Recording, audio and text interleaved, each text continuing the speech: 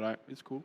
All right, so wrapping up the fire catch segment. This is actually, I want to say it's not a surprise, but it's technically still a surprise because everyone was talking about it for like 2 days straight. Nike is removing product from apparently all Foot Locker stores. I think it's a cap a little bit. I think it's hard to remove all Nike product from all Foot Lockers because I feel like you're gonna need that product into like the big locations, like in the Foot Lockers in Miami and everything. But how I feel about it, it makes sense because say if like you go to, we always clown it all the time, the Boynton Mall. There's 4 sneaker stores selling the same shit. Do we really need to sell freaking white Air Forces in 4 different locations? And if each store has like, let's say, like 20 pairs, why not just have 100 pairs in one store? And what makes it worse is that because I've worked in a sneaker store for like 4 years, it's kind of hard to compete with other stores because some people might have other shit that you don't have, or they have more stock than us. And at the day, the district managers are yelling at us saying that, if they made their goal, how come you did it, motherfucker? Because yeah, they're probably by the food court and and think about it. So like it makes sense. There's too much. Basically, Nike's trying to cut out the middleman to like make their bread, which makes sense because as far as like during COVID, they realized we made more money not going through Foot Locker, so why not? Yeah. So what's our take on the subject? I think that you have a good point. I ain't even go into it that deep. I just feel like now it's going to be a little harder to even get anything like Nike Jordan product. Is it just Nike or is it Jordan? I don't know. That hasn't been announced yet, but they said Nike's trying to remove like I guess their production. Most likely, yeah. Most likely Jordan's out is with them too. So I just feel like they're just making it harder for people to like. And one of the reasons probably too is that whole Nike situation that went down when those Air Forces were selling out at each store. People were going crazy buying 20, 30 pairs. Even like that VP's son and shit. Yeah, they're trying to control their market, and as a brand, I get it, but it's definitely going to be much harder for the average consumer to get something, especially now that the market's skyrocketed. I think it just depends, man. There's people for everything. There's people that don't collect sneakers.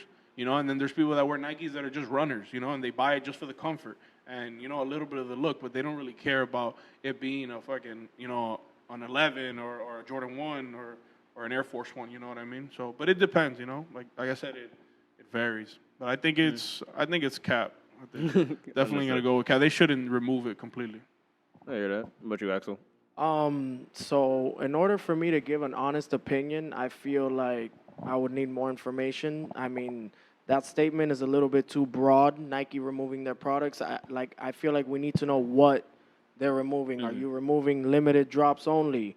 Are you removing games? Are you removing that's Air I meant, Forces? Are you removing running shoes? Do you plan on taking 20% of each category? I mean, it's a big demographic, like sneakers, we're in the culture, so we know what it is, but and there's so much more people out there that are not part of the culture and just are consumers.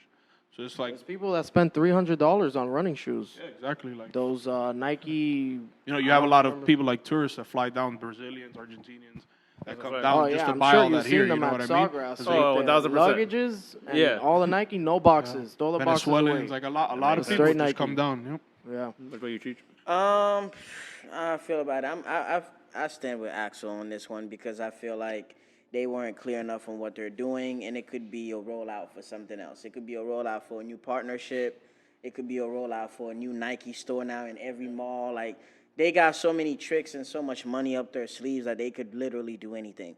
But, I mean, that's the leverage we all want as a business person. It's like, oh, shit, pandemic or not, my stocks are booming, my sales are booming, and I could cut out the middleman. Okay, that just puts you in a different tier now. Now you could negotiate better, and you could deal directly with your consumers. I mean, I don't think they're gonna. For them to remove all products, that would mean you would have to use the sneakers app. Yeah. To get stuff. The sneakers app gets a bad rep, so I think they're doing they're revamping the brand right now, or they're in a transitional stage. That's what. Just to chime in on that, it's also gonna, because we're not gonna say any speak no names or say any names or nothing, but there's a lot of stores that backdoor. Oh, 1,000%. From big chains to small local retailers. So it's that's gonna affect a lot of people if they decide to remove all their product. You know what I mean, off of every shelf. So it's like that's gonna mess up the resellers. That's just Resellers, yeah, trust me, yeah, they're see, trying to really resellers, control yeah, the yeah. market. You know, they're literally like Again, it's in- leverage. I think they understand their power, and they kind of give you a little bit, a taste of what you could do, and then now they just pulling that shit back. Exactly. So, Well, supposedly they're implementing a new sneakers, and I mean, I don't believe it because yeah, I mean, regardless, there's gonna be people that are not gonna win and are not gonna get the shoe. But they said within the next coming weeks that we're gonna start seeing the differences. So let's see what they come up with. Hopefully, But more that people is- can have access to the shoes. But I believe when I see it. I mean, all in all, I think it's unfair to the average consumer because I know Definitely. some dudes, like even back to my middle school and high school days, that like Air Force One is a staple in their collection, and they like to have access to go to the mall and take that trip and buy a crispy pair whenever they feel like it. For the last minute shoppers that have an event to go to, they don't want to order that shit and wait for it for 7 days. I want to go to a mall and grab something. And obviously, I don't have Nike in the stores now. I got to deal with Adidas and look at New Balances and Asics.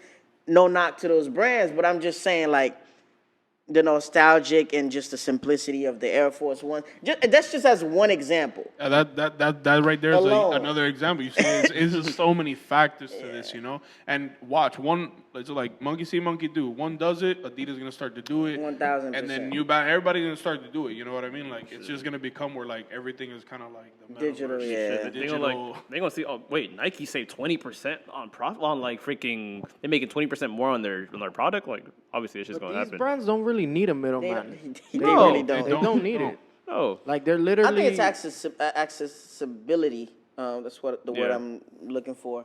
Is they want direct access to customers, which you always want as a brand. But I think like the landscape of just the market has changed a lot because of the pandemic. So it's like, again, if we can save cost to not send out trucks to these stores and ship things out, and people can buy it directly, why not? They so don't have to sell it in bulk anymore. uh,